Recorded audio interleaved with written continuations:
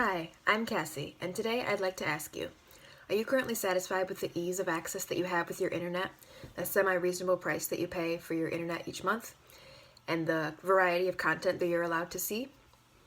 If you are, I'd like to urge you to join me in the fight with net neutrality.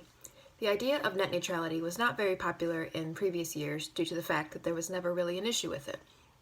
However, now there is an issue that I will get into in a moment.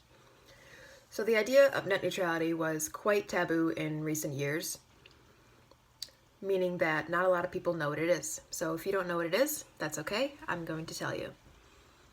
So the idea of net neutrality is essentially that all the data on the internet is treated equally by internet service providers like Comcast, AT&T, and all the other big companies.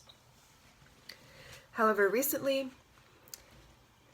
the FCC, which is the Federal Communications Committee, has voted to repeal the laws that Obama's administration in 2015 has put into place for net neutrality.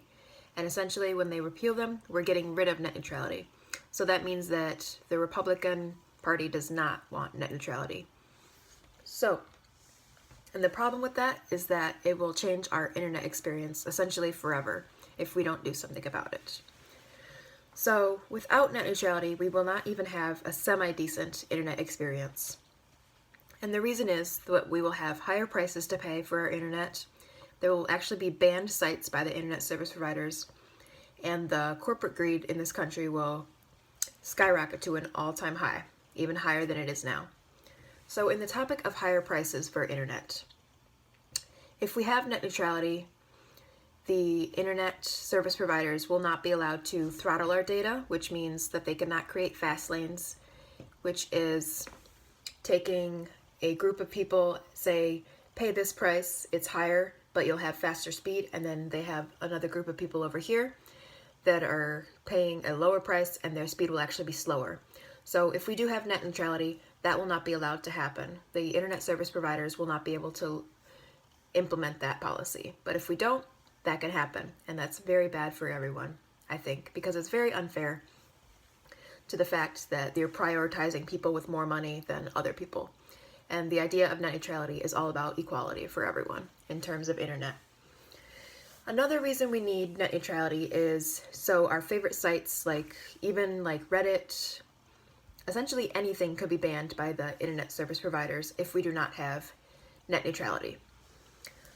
So if we're banning all these sites just because it's not that they're illegal, it's that the internet service providers don't want us seeing this content for some reason, whether it be political reasons, mainly money reasons, and any other reason that they can think of. They can basically ban these sites and we won't be able to get to them. It could even be your favorite site and you won't be able to get to it if we don't have net neutrality protections.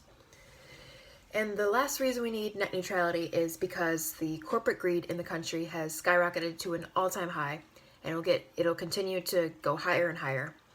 And the main reason is that without net neutrality, internet service providers will be able to charge higher prices, like I mentioned previously, and that just goes into their bank account, and they just keep building up and up and up. And they're not trying to help anyone. They're solely in this for themselves.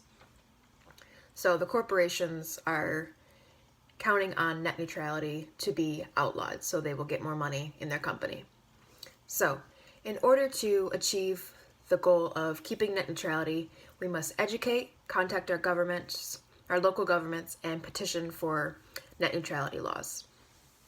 When I say educate, I don't mean going to classes or something like that. It's very simple. You can do it online. A few sites that I use are Reddit. Vox always has very good articles on net neutrality's current situation, and just any articles you can find. So to further educate ourselves on the issue, we can look at articles and other things. Another thing we can do to ensure the existence of net neutrality is contact our local governments. And what this will do is it'll show concern in the community for our future and our technological future, basically. So there's usually numbers online that you can contact your local government, and they will listen to you. In fact, you can also contact your internet service provider. And I recently contacted my internet service provider, which is WOW, and they emailed me back. I asked them what their position on net neutrality was, and they emailed me back right away, and they said we're not going to throttle data unless the federal government repeals the net neutrality laws. So contact your government and your internet service providers, and they will surely help you out. Another thing we can do to ensure the stability of net neutrality is petitioning. And there are actual protests going on a lot of places because Colorado, California, and I believe Illinois is currently fighting for net neutrality, which is quite interesting because a while ago the government says that they cannot control whether it's a federal issue or it's a local state issue.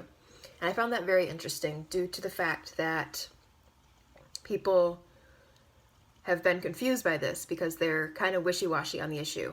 So one month the government was saying we can control it, then the next month they're saying we cannot control whether it's a local or state issue.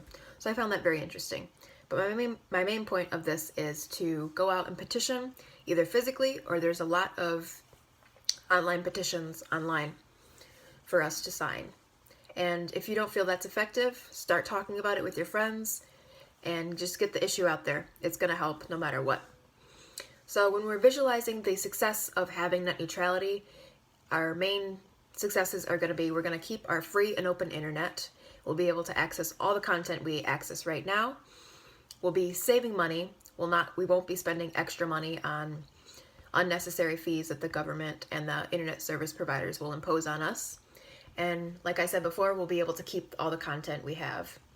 And another interesting fact is that a lot of countries outside of the United States are counting on the existence of net neutrality because a lot of other countries get their content from America because America has one of the largest entertainment industries in the world.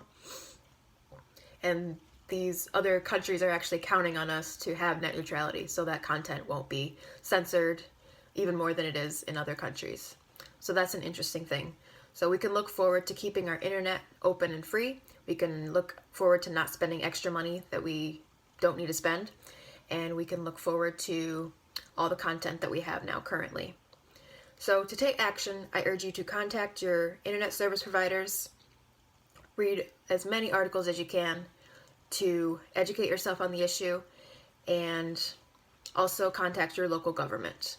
And that is how we can preserve net neutrality and make it a better future for everyone. Thank you.